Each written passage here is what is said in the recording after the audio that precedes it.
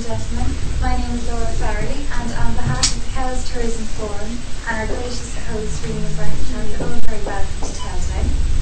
Unfortunately, our chairperson couldn't be with us this afternoon, Aidan Wall, but has kindly allowed me to introduce this, the first lecture in our winter series, which promises to be a very interesting programme of events well into the new year. We're very honoured to have with us two very interesting speakers this afternoon, Professor Politis from the Data Centre in Trinity, Mr. Philip Casey, poet of Ghana, and the very entertaining Mr. Ronan Sheehan of the European Centre for Latin, who will chair the lectures this afternoon. So I hope you will join with me in extending to them a very warm, pleased, Casey the Poet.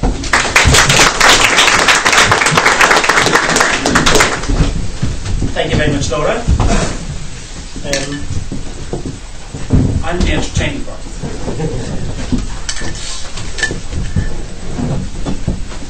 I'm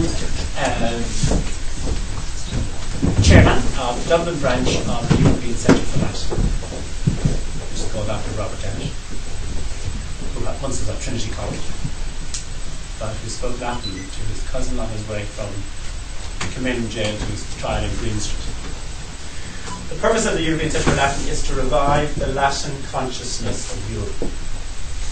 Ireland has the oldest tradition in Latin and indeed in Greek.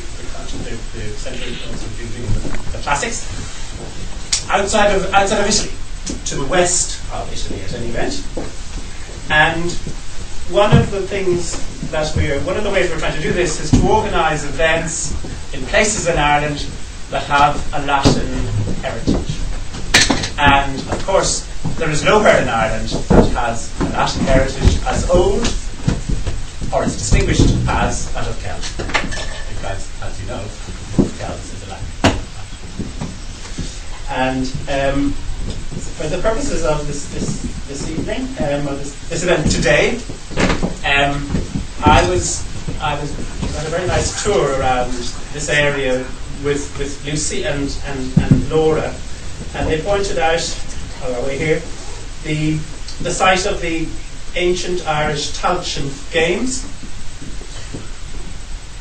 I don't think anywhere in Europe has such a history as, except of course for Greece itself. The Tailteann Games were Ireland's version of the Olympic Games. So I thought to myself, this would be a great place to hear the poetry of the Greek poet Pindar, who was really the Greek poet of the Olympic Games and indeed other games. So I invited my friends from the Plato Centre in Trinity, Dublin, which was founded by Mr. John Dillon, around Greek some years ago, and I spoke to our main speaker here today, Vasilis, who's a professor of philosophy, but also Greek, and Brendan O'Byrne, to see if they would be interested in having a reading here of the poetry and of course a talk about the background to Pindar's work, to read the Olympic poems, as it were, at the site of the Greek Olympics at the site of the Irish Olympics. So that's the idea of today, very simply. And before I do that, however, I'm going to do just one thing that I want to do that you'll appreciate when I tell you what it is. That my co-director on the European Centre for Latin, is my friend Sarah Tully here from Drogheda. And we had one other director whose name was Richard Clark. And Richard loved Greek and he loved sport. So he would have loved to be here today, but he died. He had cancer. And he made a tremendous contribution to our publication, The Irish Guitarist. You can buy it. And arranged the launch of the book, really. And Richard used to work for Dunnes Stores. And he was friendly with Margaret Heffernan, director of Dunnes Stores, and he persuaded Margaret Heffernan to pay for the launch. He should have got a gold medal.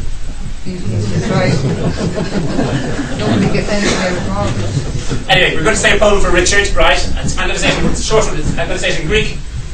Sarah's going to read the translation. It's by the Greek poet Callimachus, and it's about It's on the death of his friend Heraclitus, the philosopher. I participata te amura, estem a dathru egag, and nascenta sacis and foteroi, helion and lesque catajusame, ala su men plug sign haniganasai, tetra parasvaya, haidatele, aedenus zolusum, or panton or pactus aidas, uk epicara val. Someone spoke of your death, Heraclitus, and it moved me to tears. And I remembered how often we put the sun to sleep as we were talking. You, my friend from Halicarnassus, lie somewhere long, long ago gone to dust. But your nightingales are living, and Hades, who snatches everything, will never lay his hand upon them. To Richard. Just before,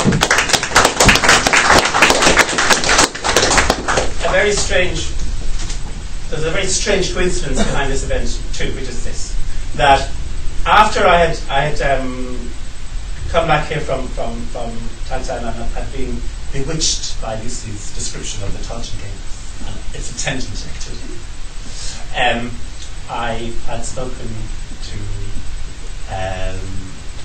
Vasilis. I was about to speak about this idea. I called in on my friend Philip Casey.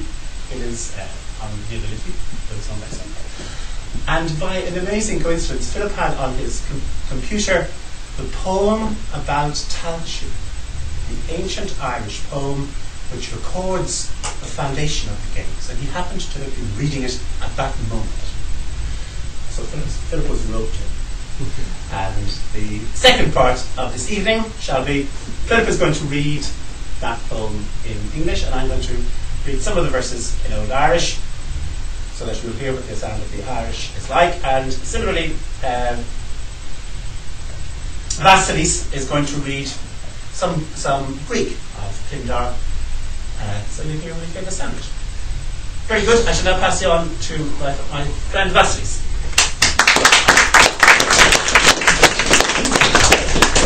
Just briefly, Vasilis is going to be assisted by his colleague Brendan O'Byrne, who's really an authority on the ancient games of Greek, and he's going to Sparta. He's going to give something about that. Okay. Well,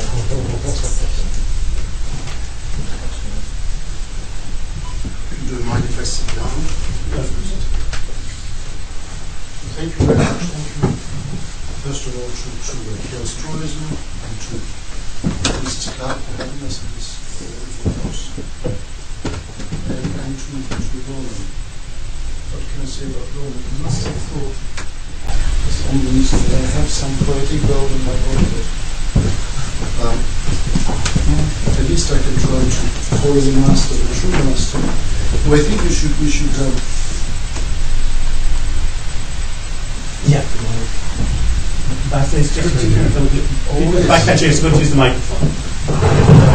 Is it loud enough at the back? Can you hear? No, a little louder. We try the microphone. Should I hold the microphone? Yes, please. Just to see. Okay.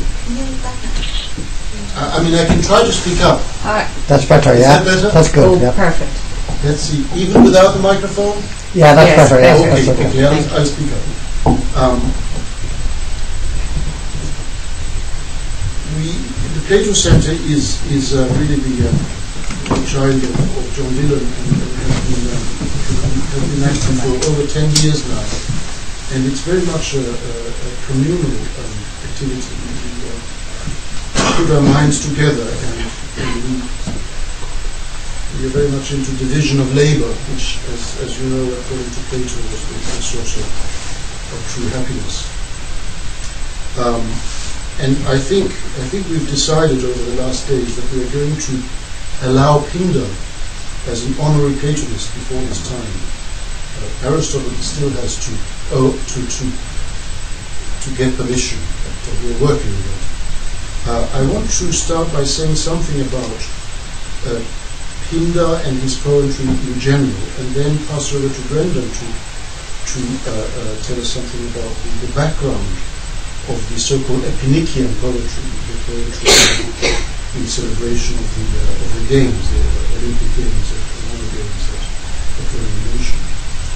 And then just a few words about the poem that we are going to read from Pindar.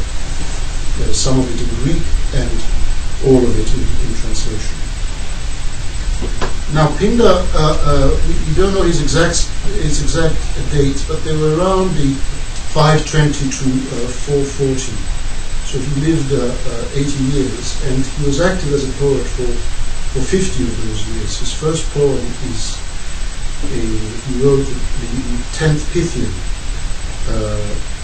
He wrote much poetry, and a lot of it, most of it that we have is known as the games, the Olympic Games, the Pythian Games, the Nemean Games, the Isthmian Games, 4 places in mainland Greece where these games took place, and then we can say more about that.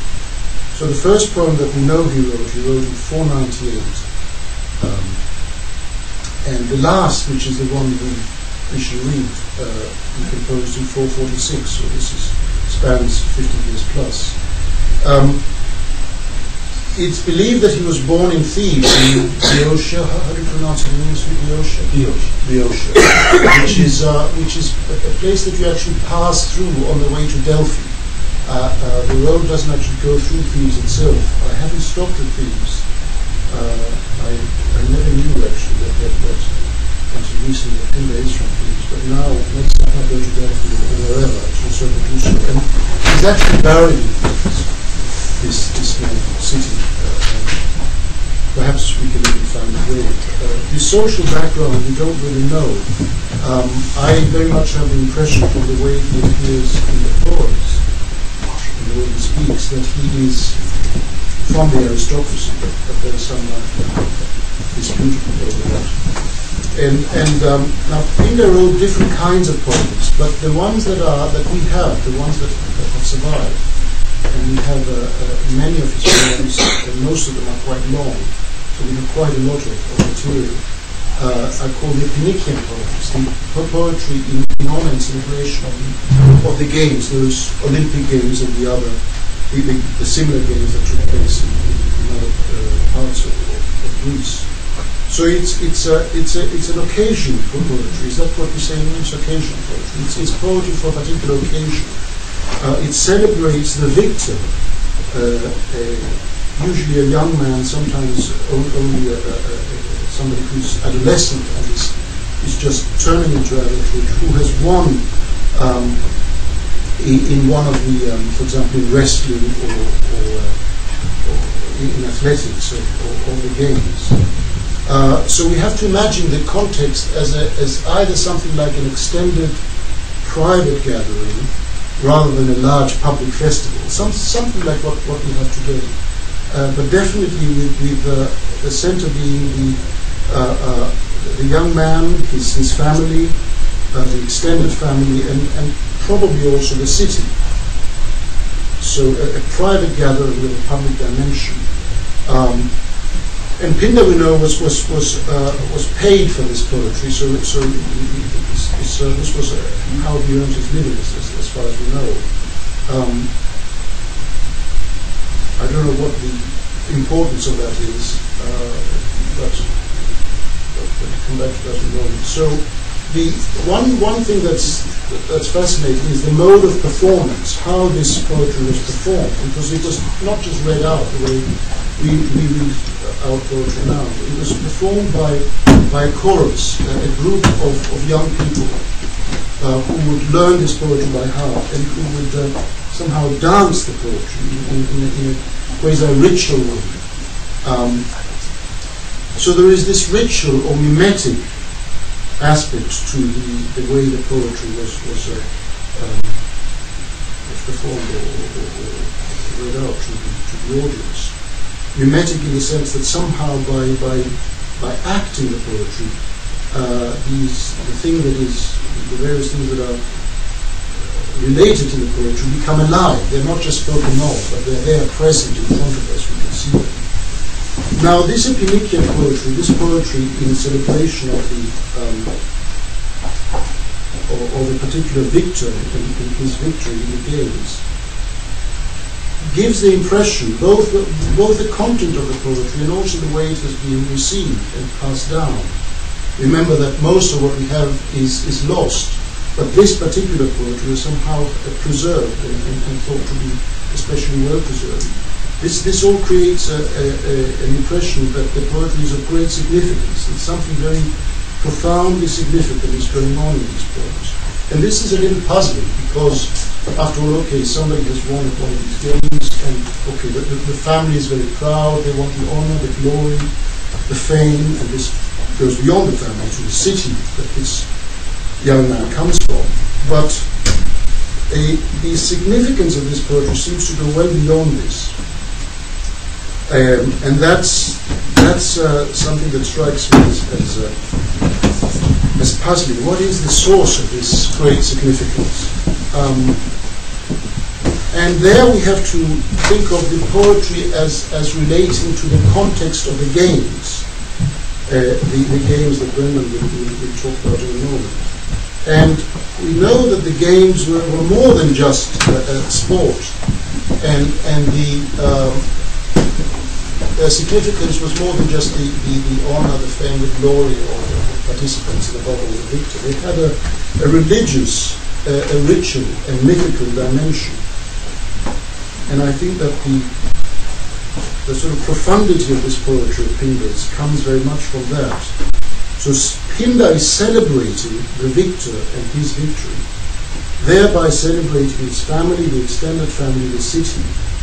But the celebration is itself, the content of these poems, these celebratory poems, is itself a celebration that the games are.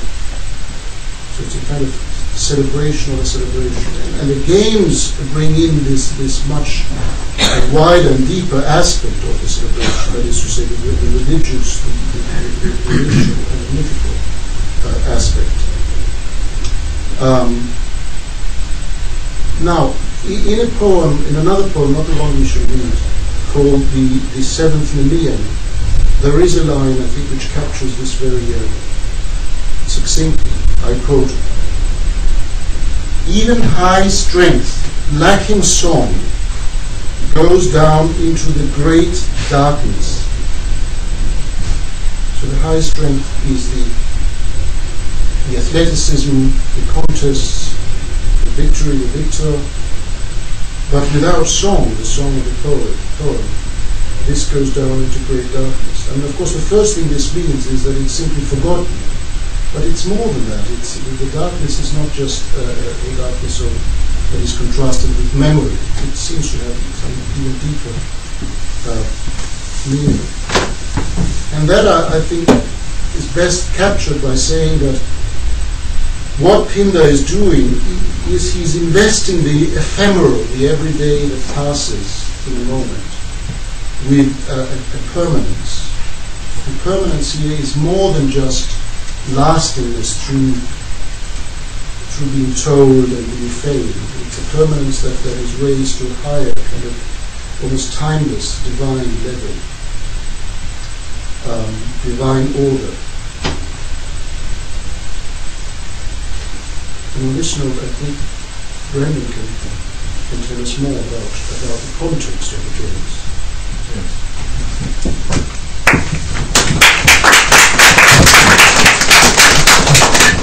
Yes, so I suppose I'll start by giving, as brief as I can, some sort of historical background of the games, and particularly then we'll focus on the Pythian games, because that's one of the odes that we're going to hear today is the Pythian. So there were four main Pan-Hellenic athletic festivals: the Olympic, the Nemean, the Isthmian, and of course the Pythian. And I'll explain why it's called the Pythian. Was associated with the Oracle of Delphi, which was located in a large temple complex, which itself was a Pan-Hellenic institution, a kind of a, difficult to describe, a sort of a state of its own. If you can think of the UN headquarters in New York and the Vatican City and merge them together, you get some idea of the status of Delphi within the Greek world, which was of course composed of city-states. The games at Delphi, the Pythian games, were instituted in 582 BC, and were finally closed in 394 AD by the Christian Emperor Theodosius, because it was their pagan. And Theodosius introduced a whole lot of laws to suppress and eliminate finally the traditional, what they call pagan beliefs and rituals and practices and so on. And so Delphi, the Byzantine games, the Panhellenic games, fell under the axe. Pindar, who was from Thebes, which is over the hill on the other side of Parnassus, Mount Parnassus, which is a massive sacred mountain. I like to think of it as Kirkpatrick on steroids. It's about 8,000 feet tall, and it looks a bit like Kirkpatrick in certain angles. It was a holy mountain. So Delphi is on the other side of Parnassus. Thebes is on the north side of it. And as Vasilis said, Pindar was from Thebes, and he was also a priest at Delphi. And one of the customs that evolved in Delphi was every night when they closed the temple of Apollo, they would intone a sentence which was as follows: "Let Pindar the poet go unto the supper of the gods," and then they would drop it. And that would go to bed, presumably.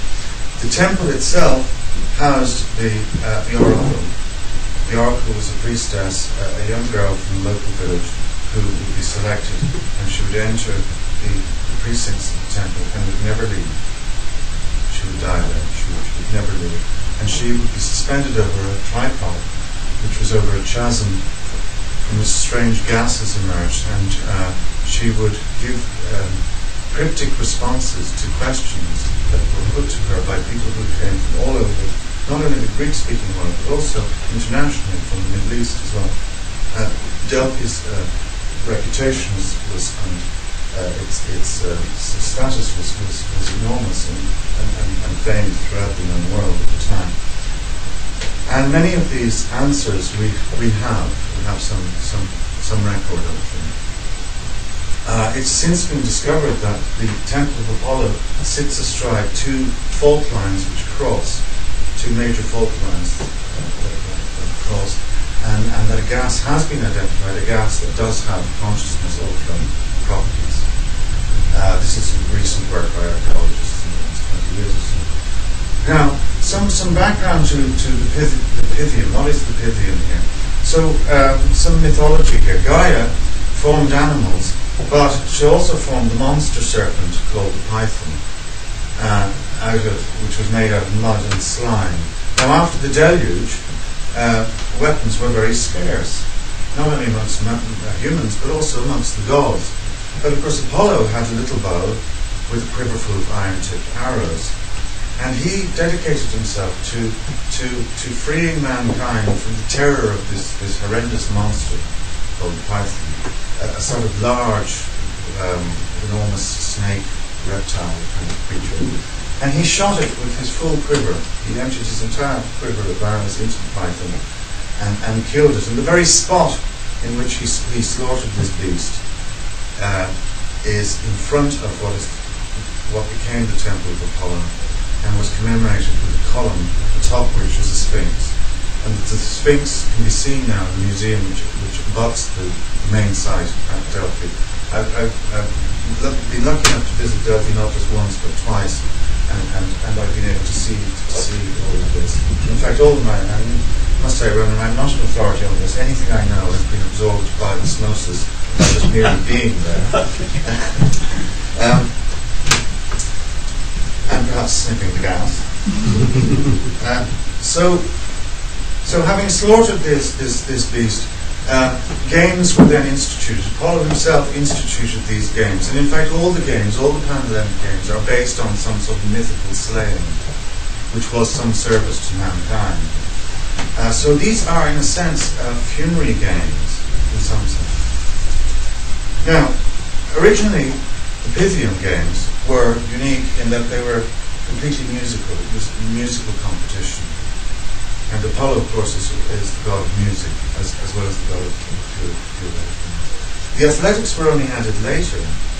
So the itinerary was 3 days of music, then 3 days of athletics, and equestrian events. The equestrian events was chariot racing, which took place on the plain below Delphi, between Delphi and the sea. Delphi is quite high up, and there's a beautiful large plain in front of it with the largest olive grove in the Greek world, which was the property of Apollo himself. And that grove is still there. And then the final day was devoted to worship of Apollo himself. Now, one of the stories associated with this, which might be of interest, is that Pan, the forest god, who had the feet of a goat, a satyr-like creature who played pipes, the Syrinx, challenged Apollo to a musical competition. Apollo's instrument was the lyre, which is a sort of a stringed instrument which you play like this. And a jury of mortals was appointed to judge this. And Midas made a very big mistake in that he went against the verdict of his colleagues by voting Pan for Pan. And Apollo punished him by giving him donkey ears. Now, meanwhile, pumped up from his victory over the python, Apollo also started to, let's say, needle Eros, or Cupid as the Romans call him, over the puniness of his bow and arrow. His arrows were made of gold, were gold-tipped. And so Eros decided that he would teach Apollo a lesson to show him the nature of his power, which was immense and also somewhat tragic, in that he fired a gold arrow at Apollo, which caused him to fall in love with Daphne. Meanwhile, he then took an iron-tipped arrow and shot Daphne with it, which had the effect of immunizing her, or ensuring that she would never fall in love with anybody, no matter what. So Apollo was in love with Daphne. Daphne, now having been shot with the iron arrow, has a horror of the whole idea of being in love, or being loved. And so she flees, and Apollo pursues her, and she becomes so desperate that she cries out to her father. She prays to him, Pennius, who, to save her, changes her into a laurel tree. And hence this is where the practice of crowning the winners in the games with laurel wreaths comes from. How we're to interpret that, I will leave for another time, I think. Now, some general remarks before I hand back to Vasilis. One of the things that he touched on, particularly in that powerful line from the seventh of the going down into the darkness of the act that is not held back by the poet or held by the poet, I think also touches on the understanding of the body, the conception of the physical body, the form of the human body here. And it also touches on another story, which I can't go into now, on the history of a story about how naturalistic representation emerges amongst the Greeks, because prior to the Archaic period, which would be the period in which Pindar is born, he's towards the end of the Archaic period, beginning of the Classical period, but earlier, say in the early 600s BC, surprisingly naturalistic representation is not native to the Greeks. It's imported through trading contacts from the Middle East, particularly Assyrian and Babylonian paradigms. The representation prior to this is purely symbolic, objects that are not naturalistically representing what they're associated with, but rather the material that they're made from, in particular woods that are sacred to certain gods, is the form in which sacred objects are constructed.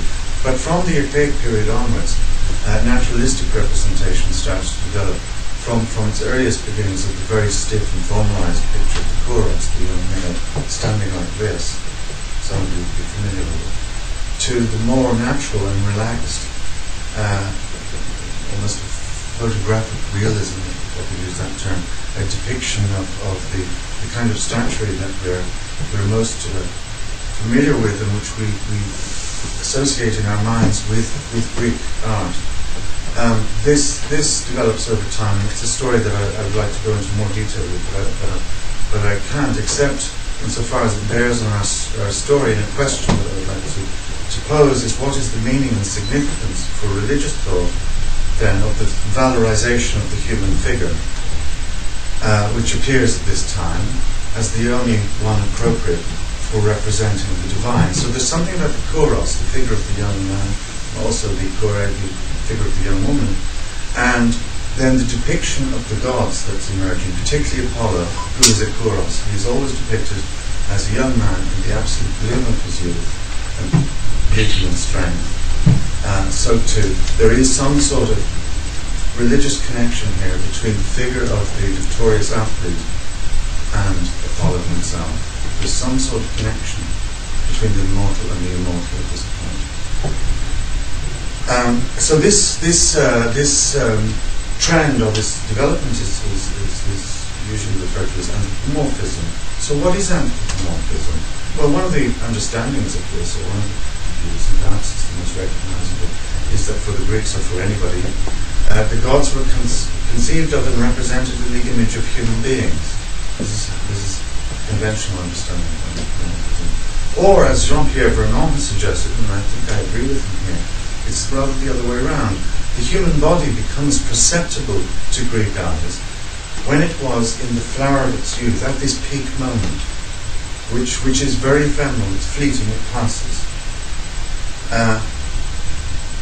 And at that moment it is most like the divine. It is most, let us say, the human individual, the victor, at that moment is closest to the ideal form of the human. And like all forms, it is of divine origin. And it is captured, immortalized, or made permanent, as it were, in stone, or really in bronze, stone copies. The permanence of the material. But so too, the same move, I would suggest, is happening in the world, and this is the task of the poet. So the poet is, in language, is speaking out what is happening in bronze. Both intend the same aim, which is to somehow capture the fleeting and to glorify it in its rather to free it from its fleetingness and as it were, to intimate the form as direct, plastic, tangible, and also here. So nakedness then, I think, the nakedness of the depiction in these statues, but also we call the nakedness of the athletes. The athletes always competed naked. So here we have the athlete at the peak of strength and beauty. In that brief and fleeting moment, when the individual human being is most closest to the ideal form. And the festival of the games is the spectacle whereby this becomes visible to all, not just to mortals but to immortals. And note that only a stress in speech separates the word spectacle from the feminine form of the word called the divine. Now the role of the poet, and now I'm just going to conclude and we'll go back to Vasilis' presentation, the main presentation. The role of the poet was always then to immortalize in speech the excellences, the graces, the courage of the heroes. Without Homer, Achilles' deeds would have been futile. Without Achilles, Homer would have nothing to say. And with that I will conclude with a line from the Homeric hymn to Apollo, in which the context is the Ionians participating in boxing, dancing and song at their festival, when they were celebrating their games.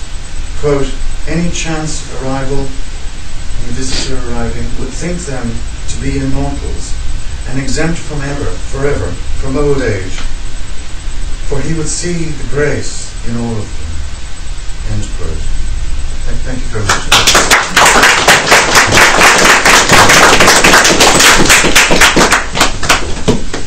Thank you, Brendan. Thank you very much. So before we read the poem, which I read part of it, only a small part of it, it's quite a long poem, the beginning and the end in Greek, and then read a translation by Richmond Latimer. I looked at many translations, and most of them seem to be very wooden and somehow not at all satisfactory. This I actually think is a very fine translation. Richard Latimer died in 1802, I think, and was born in 1906.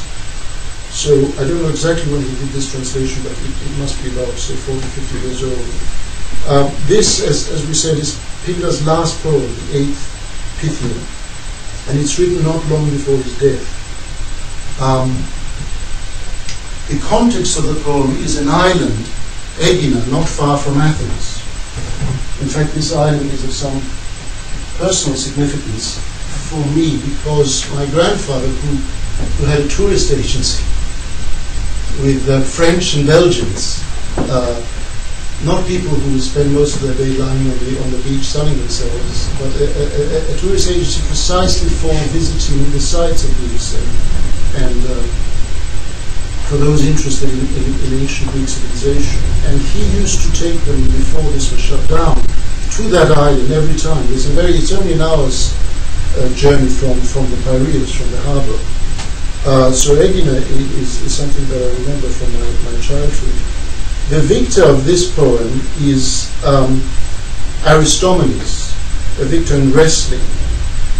In the Pythian Games, which unusually probably took place on the island itself, his father Xenakis and his extended family, the family of the Midiles. Now the recent history is important for this poem in particular. Pindar, of course, in his youth experienced the Persian Wars, where the Greeks were victorious and repelled the attempt at a Persian invasion. There followed then a kind of League of Nations, a union of nations, a kind of a proto-European union, which soon emerged as a kind of instrument in the hands of Athens for conquering and enslaving, somehow dominating and eventually even conquering and enslaving some of these independent nations, the city-states in that union, the Delian League, which then gradually led these tensions led to the Peloponnesian War, which comes after Pindar's death, but is certainly well in preparation. The seeds of this war have been sown even towards the end of Pindar's life. Now, only few years before Pindar wrote this poem, Aegina, this island, was conquered by the Athenians and enslaved. This then is an island that knew better days. Only recently it was quite a significant naval power in the Aegean, in the Mediterranean. Now it is conquered and enslaved by what was hitherto its allies in this union. And this is, I think, very much present in the poem. The structure of the poem, I'd say something about the structure briefly before we read it. It starts by mentioning war, and